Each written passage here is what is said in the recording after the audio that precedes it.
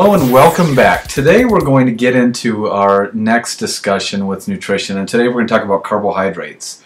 Carbohydrates are an extremely controversial subject in the nutrition and fitness field, and I hope today through our conversation that I can kind of help point out some things and give you the real information on what carbohydrates do and give you some really good basis for what you should be doing with them.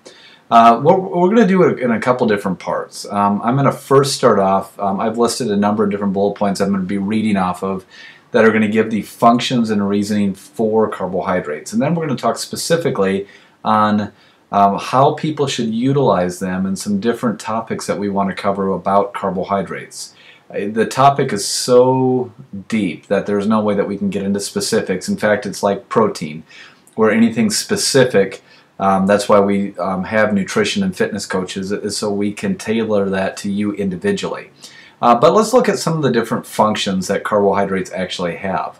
What carbohydrates are, or the tagline that we're going to use, is you can't drive a sports car without fuel. And it's kind of the same way. You can't expect to perform at an optimal level to produce optimal energy and optimal output performance-wise without fuel. And that fuel comes from carbohydrates. You can utilize stored fat or dietary fat for fuel, but the most efficient and most readily active way to do it is through carbohydrates. And carbohydrates are made up of a combination of carbon, hydrogen, and oxygen. And basically, there's three different types generally of carbohydrates. There's your simple sources, which are sugars. There are your starches, which are complex carbs, and your fiber. And basically what carbohydrates are, the function for carbohydrates is it is the chief source of energy for all your body functions and muscular exertion. So the best way to think about that is what gives you the energy, or what gives you the ability to exert, and for pretty much any body function you can think of, has to come from a fuel or energy source. And carbohydrates are the chief, or the most predominant source for utilizing or having energy to produce any sort of body function or any sort of muscular exertion. And a few of the other things that carbohydrates do is they help to regulate the digestion and utilization of protein and fat. And basically, it just means if you want to make your protein and carbohydrate, or protein and fats, a little bit more utilizable and a little bit more effective, carbohydrates will help shuttle a lot of that into your cells and make it a little more easily for your body to utilize that through proper digestion. And the other way that we want to look at actually digestion of carbohydrates is that simple forms of carbohydrates that we were talking, like sugars, digest very, very quickly. And your more complex forms, or fiber, digest much more slowly. Because eventually everything needs to be broken, all carbohydrates need to be broken down into simple sugars in your body. And so obviously the more complex the carbohydrate is, the more fiber that it contains, the more slowly it is going to break down to be utilized. And the reason why that is important is there's a fitness kind of topic out there called the glycemic index, or the GI index. And basically what that is, it's the rate at which ingested carbohydrates raises blood sugars, and how those increasing of blood sugars, how that's accompanied with insulin release. So the more simple the carbohydrate, the higher the glycemic index, the more quickly your body is going to digest it, and the more quickly it will raise your blood sugar levels, causing for a greater release of insulin. And that's important, because the more regulated your blood sugar is, the more slowly digested. There's a number of reasons why we want to do that, and we'll talk about that in a second. But we want to talk about the glycemic index for a second, because the glycemic index is a big topic in the fitness field, and how there's even specific diets that are focused on lowering of the glycemic index. And although that is important, one of the other really important things that we have to look at is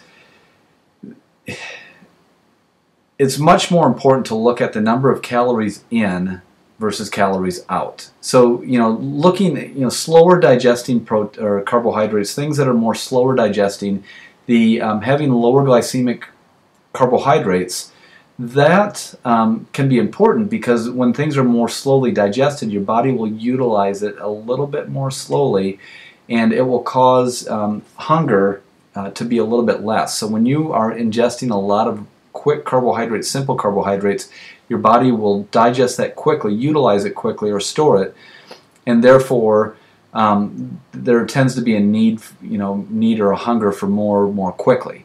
So something that is more slowly digesting will have a greater effect on reducing hunger than anything else. But it's really important to know that just because something is high glycemic, it does not mean that you can't lose fat because you're taking in a high glycemic food. Because what I'm a big believer in is having a balance between carbohydrates and fat and protein in your diet. Having protein and fat in addition to your carbohydrates in your diet. So even if you're taking in high glycemic carbohydrates, things that are simple, and you're accompanying that with protein and fat, that will slow down the digestion, and therefore it won't completely negate that high glycemic index of the food, but it will decrease the digestion of that food.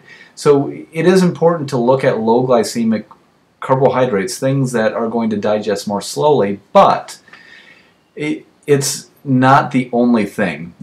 It's important to look at how many calories you're taking in versus calories out, and it's important to have a balance of protein, carbohydrates, and fat to slow down digestion. As stated previously, you can take a high glycemic carbohydrate and slow down digestion by taking in a lot of protein and fat with that particular meal.